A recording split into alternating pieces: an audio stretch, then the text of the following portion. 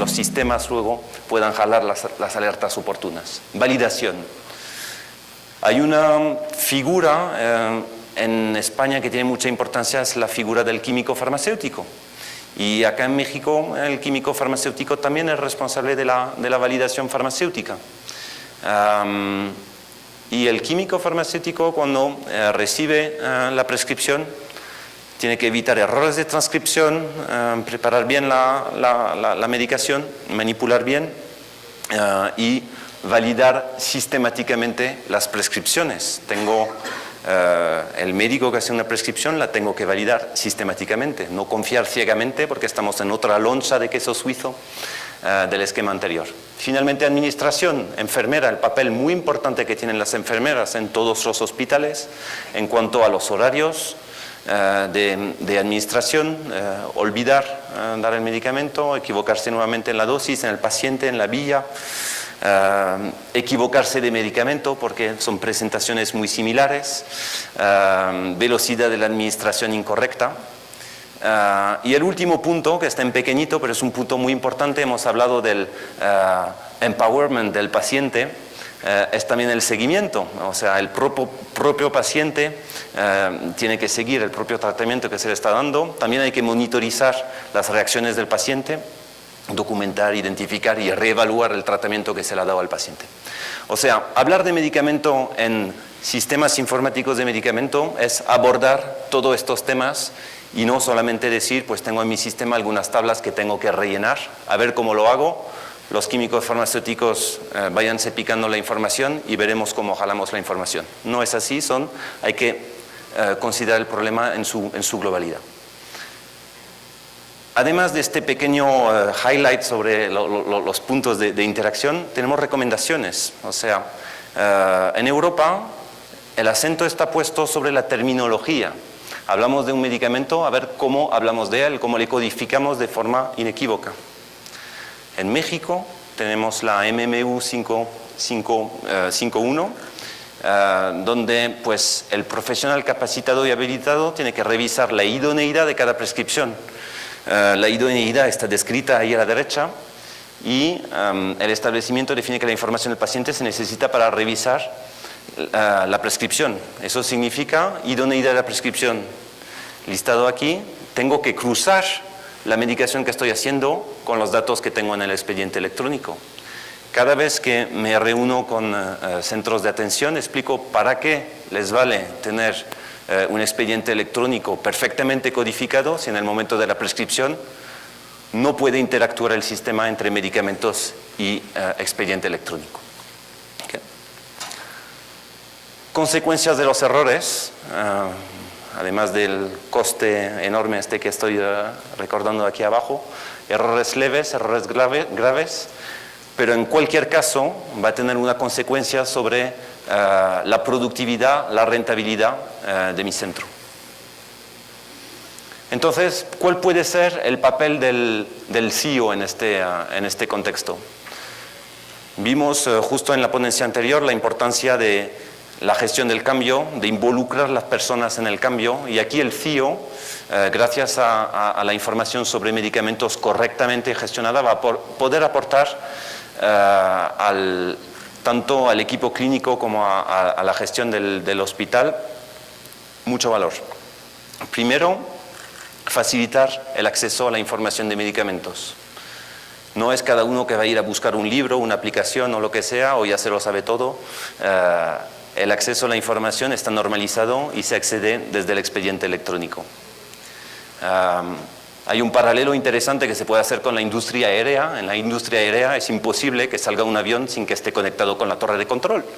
Cuando en nuestros hospitales es muy posible que los médicos hagan prescripciones sin que haya ningún control de lo que esté haciendo. Aquí está el papel del proveedor de expediente electrónico y de aportar al profesional una herramienta válida y de fácil acceso que le permita acceder a esta información y controlar lo que está haciendo.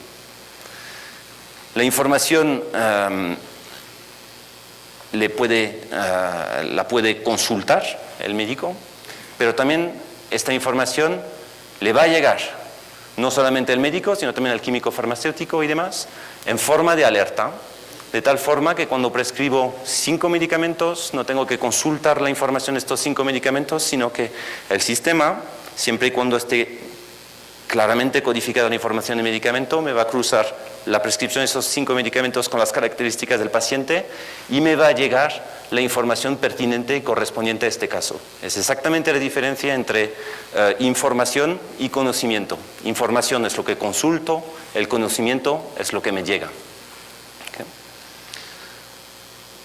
Además, codificar correctamente la información me va a ayudar mucho a tener un seguimiento del control de coste y tener una medición del retorno en mi inversión en la informatización de mis centros. Ayuda a la toma de decisión clínica, lo vimos, y consulta de información. Bien, todo eso muy bonito, pero ¿por dónde empezamos y cómo hacemos? Situación actual, me informatizo, tengo unas tablas vacías, a ver cómo las relleno y vamos a ver cómo funciona el sistema y luego ponemos parches. Otra solución, ser consciente del problema potencial que va a llegar posteriormente y mirar por dónde empezamos y cuáles son las herramientas que tenemos. Primero, las herramientas oficiales, o sea, la COFEPRIS publica periódicamente el listado de medicamentos aprobados y autorizados en México. Hablamos únicamente de marcas comerciales.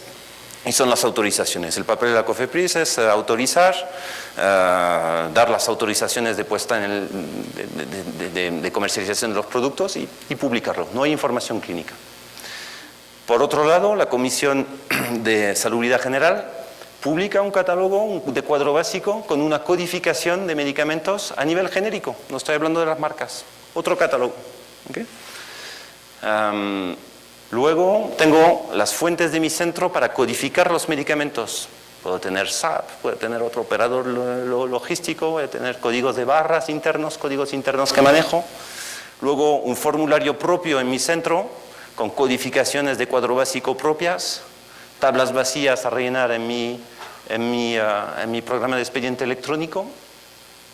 Y luego, con todo esto, no sé qué hacer con ello, no tengo información clínica.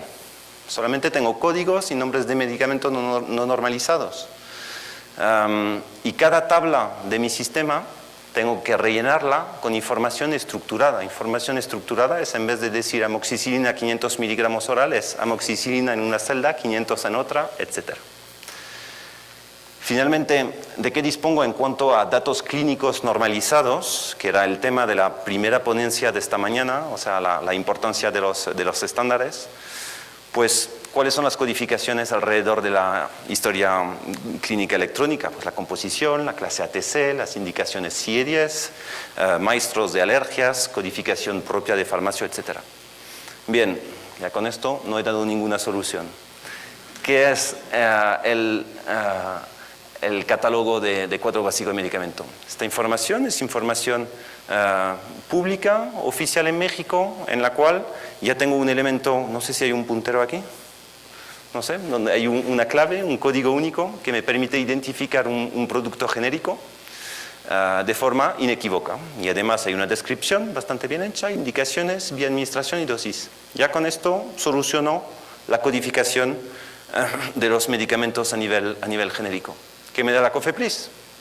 La COFEPRIS no me habla de medicamentos genéricos, sino me habla de marcas comerciales y les atribuye un código de registro, que no me va a valer de mucho porque desde el punto de vista clínico, porque con una misma clave la COFEPRIS va a agrupar medicamentos que tienen concentraciones diferentes y por lo tanto características diferentes.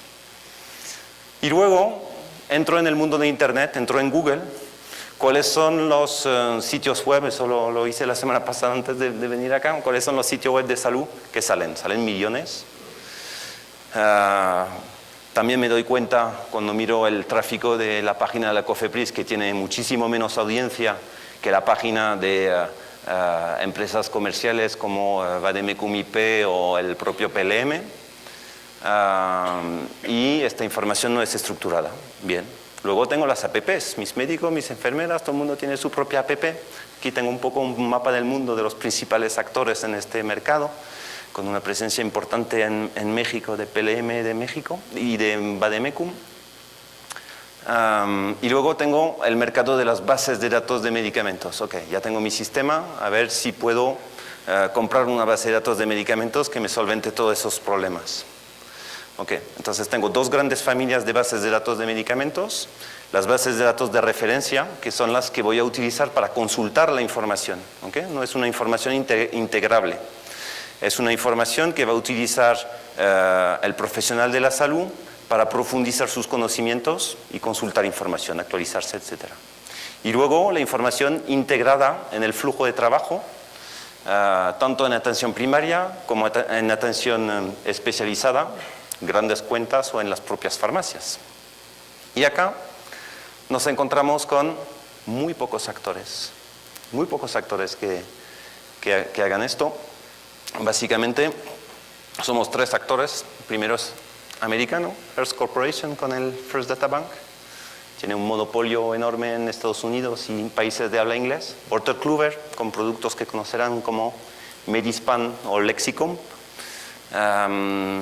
También líder en Estados Unidos y países de habla inglés.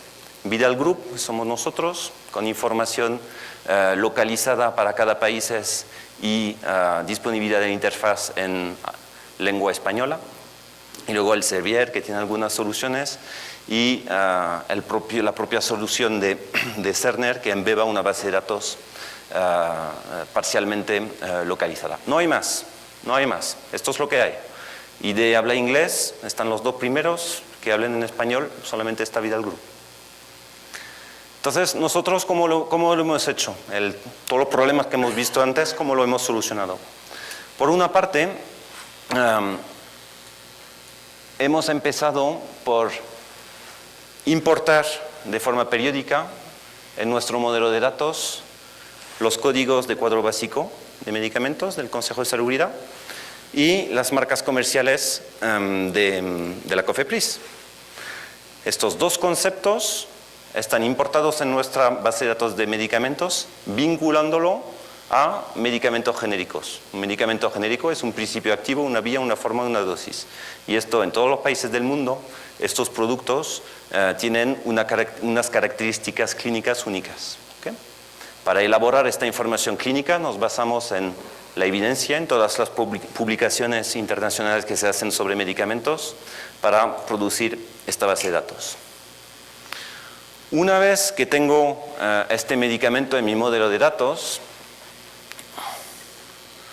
sigo sin saber dónde está el puntero, tengo mis marcas comerciales arriba a la derecha, mi producto genérico a la izquierda, y luego en cada celda tengo estructurado las indicaciones, contraindicaciones, interacciones, precauciones de uso del medicamento.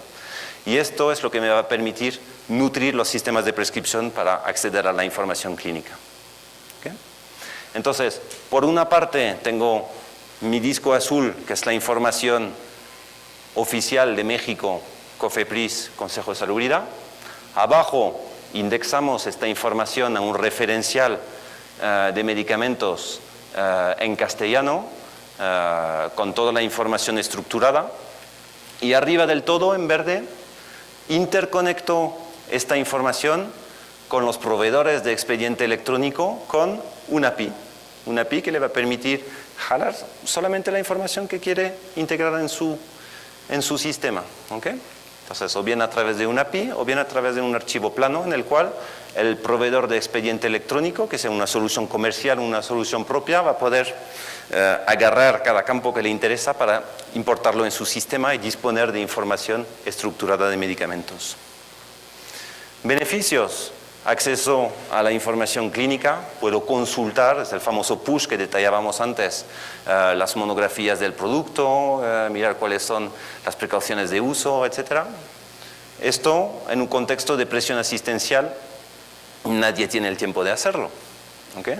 Entonces, lo que necesito, si quiero cumplir con la MMU 5.1, tener una verificación sistemática de cada una de mis prescripciones, dispensaciones, administración, necesito que la información venga hacia mí a través de las APIs y detectar todas las alertas, medicamentos contra las alergias registradas de mi paciente, alertas medicamento-medicamento con las interacciones, medicamento-pacientes contra un diagnóstico CIE-10, detección de terapias duplicadas, vigilancia sobre medicamentos, etc.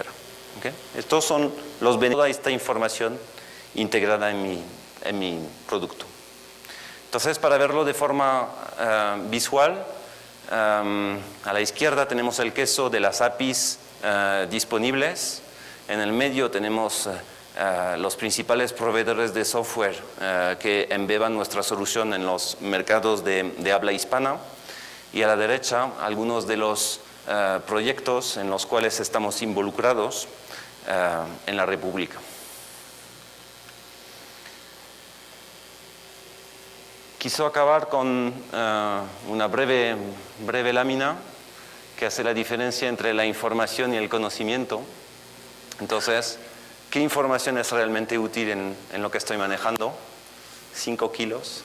¿Cuál es la cantidad de información que tengo almacenada en mis sistemas? Hablábamos antes de pulseras que son capaces de generar toneladas de datos. Es muchísima. Entonces, aquí se trata realmente de utilizar la información de medicamentos, no por decir, ya la tengo, ya cumplo con la información de medicamentos, ya la pongo a disposición de mis clínicos, sino cómo voy a aportar valor al sistema con esta información de medicamentos y cómo voy a contribuir a la reducción de errores, de costes y mejorar la eficiencia, a la vez que aporto a los clínicos una herramienta que realmente va a aportar valor al trabajo que están haciendo en comparación con lo que estaban haciendo anteriormente únicamente con el papel. Así he acabado. Espero no haberles aburrido demasiado con un tema tan específico. Quiero darles las gracias por la asistencia y por recordarles que estamos en una mesa ahí pues, a disposición para platicar con ustedes.